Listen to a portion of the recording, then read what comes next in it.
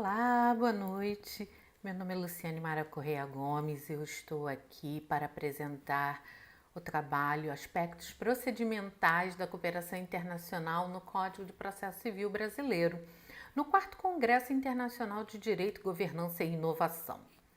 A finalidade desta pesquisa é avaliar a efetividade da prestação jurisdicional em âmbito brasileiro quando em sistema de cooperação internacional, através de uma pesquisa qualitativa por jurismetria.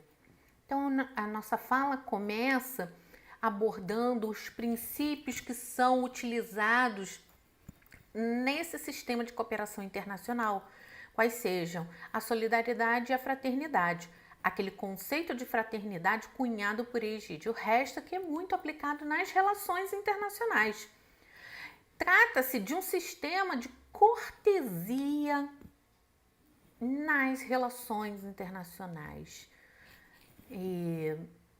As solicitações formuladas pelos estados estrangeiros em âmbito de território brasileiro, elas se operacionalizavam através das cartas rogatórias, que eram decididas e eram avaliadas pelo Supremo Tribunal Federal, até que no ano de 2004, com a vigência da emenda constitucional número 45, houve um deslocamento dessa competência do Supremo Tribunal Federal para o Superior Tribunal de Justiça, para que essa cooperação como mecanismo de auxílio, ela mantivesse acesa o viés da comunicação entre os estados, com o objetivo exclusivo de agilizar a máquina judiciária.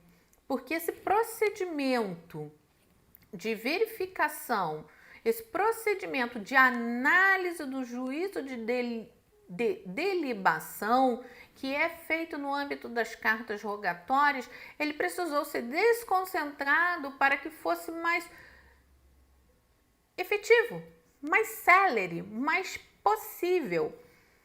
Então, com a vigência do Código de Processo Civil Brasileiro, no ano de 2015, na verdade a publicação se operacionalizou em 2015, houve um ano de vacância, o Poder Judiciário brasileiro teve um ano para que ele se adequasse aos métodos inseridos pela nova legislação. Ele passou a prever o auxílio direto como uma requisição que poderia ser feita ao Poder Executivo brasileiro. Então, a grande pergunta que se fez nesse exato momento: a norma trouxe uma mudança na legitimidade e qual seria o ente do Poder Executivo que receberia e avaliaria essa requisição por auxílio direto? Nesse sistema de cooperação internacional, se manteve as cartas rogatórias, porque elas atendem aos atos decisórios emanados pelo Poder Judiciário alienígena, mas que tenham efeitos em território brasileiro e, dessa forma, atingindo a soberania nacional. Um exemplo disso é o cumprimento da sentença estrangeira. Essa cooperação, esse método de cooperação internacional continuou a cargo do Poder Judiciário na seara do Superior Tribunal de Justiça. Contudo, o auxílio direto ele é uma técnica de menor formalidade. Dispensa a homologação do Superior Tribunal de Justiça. Então, o entendimento doutrinário focou no Ministério da Justiça e no Ministério das Relações Exteriores, porque é um conteúdo de ato jurisdicional. Similar conduta, similar instituto é encontrado no âmbito dos Estados Unidos e da Suíça. E o que é verificado no sistema do auxílio direto, no pedido, na requisição do auxílio direto, é o preenchimento de 2 requisitos objetivos, que é a autenticidade daquela requisição e a clareza do pedido ali formulado. Não existe um julgamento de mérito, de igual forma que acontece na carta rogatória. Ou seja, continua um agir comunicativo entre os Estados, pautado nos próprios tratados internacionais por eles firmados. Só que em sede de território nacional, em sede de território brasileiro, essa operacionalidade ela se desenvolve através da Advocacia Geral da União, do Ministério Público. Então, a gente não está tratando aqui de uma nova legitimidade no sistema judiciário brasileiro. Aurélio Vander Bastos, ele pontua que é uma evolução necessária por uma alteração legislativa que visa ampliar essa cooperação jurídica. Aquela cooperação jurídica que já existe lá no processo civil brasileiro, de que as partes são responsáveis, quando isso transborda para o âmbito do Estado, os Estados são responsáveis pelos atos ali requisitados. Então, a partir de uma leitura de Boaventura de Souza Santos sobre a justiça, uma adequação dos tribunais às exigências que o mercado faz, através de uma mudança política, não só do âmbito nacional, mas do âmbito do sistema judiciário, do poder judiciário como um organismo, como uma organização, e face ao desmantelamento estatal. A gente verifica os tribunais aí com elevados índices de processos em acúmulo, ausência de servidores, ausência de insumos materiais, déficit dos espaços geográficos onde os tribunais ficam localizados. Então, como esse procedimento vai ser realizado? O Código de Processo Civil, no seu artigo 28, ele mantém o processamento e julgamento da homologação das sentenças estrangeiras e do exequatur das cartas rogatórias naquele procedimento. A competência, nesse caso, é da Justiça Federal, mas eu posso ter dentro da Justiça Estadual uma requisição direta. O Superior Tribunal de Justiça, ele tem, com a vigência da Resolução número 9 de 2005, em especial no artigo 7º, a dinâmica do juízo de delibação.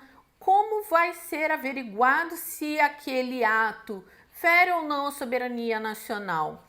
E como, no caso de ausência de documentos, ausência da tradução, como se reportar?